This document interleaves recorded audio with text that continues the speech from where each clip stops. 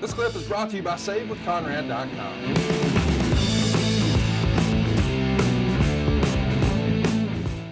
Let's talk about the pay-per-view itself. Big Show is going to wind up the hardcore champion in a singles match that turned into a battle royal with Raven, Steve Blackman, Hardcore Holly, Crash Holly, and Billy Gunn. It gets a 1.5 stars. There's lots of little shenanigans here. You see Molly Holly and Ninja Girl run in, and Molly's using a garbage can shot on Ninja Girl, and Big Show chokeslams Raven on a garbage can to get the title.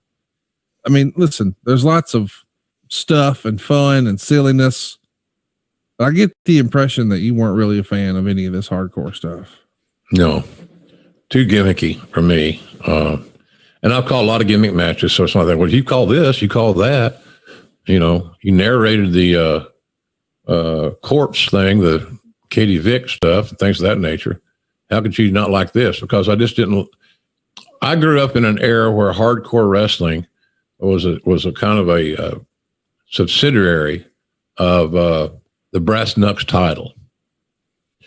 Watts made the Brass Knucks title very, very popular in Mid-South way back in the day.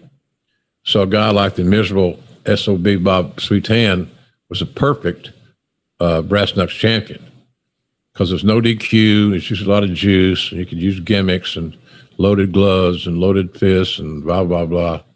It was taken more seriously. It was more reality-based because of the coarse and graphic nature of the match, how the matches were booked in that era. Then all of a sudden, the 24/7 title, which is totally unrealistic, and so forth, then that became the new version of the Brass Knucks title. I was envisioning more a sporadic appearance of that title. I was looking for, when you watch that match, you knew what you were going to get. It's going to be very violent, very physical, very graphic at times. This became a comedy show. It's that way today. Any fan listening, you may enjoy it because of the entertainment content. Conrad, do you enjoy the 24/7 title? Nope. It's a comedy piece. Now, it's a comedy piece that's not presented as a comedy piece. Right. And that's my issue. So I'm not a big fan of it. And of course, you know, I'm not there, and it doesn't matter what I think anyway. But bottom line is, I think it's lost its luster. Sure. And how many times can R-Truth become a champion?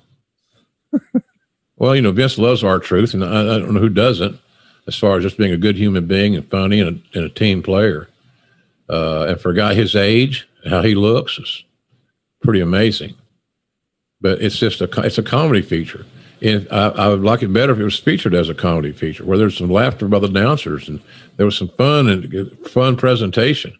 I don't feel that or sense that. And maybe it's there and I just miss it because I don't watch very much WWE product, not because I'm boycotting it, just time and inclination. Yeah. But I'm not a big fan of that deal. Now this match, if you look at all those talents, Billy Gunn, Bob Holly, Crash, Blackman, Raven, all those guys are good hands. Oh yeah. They're not comedy characters. They became comedy characters, especially like a Crash Holly or whatever.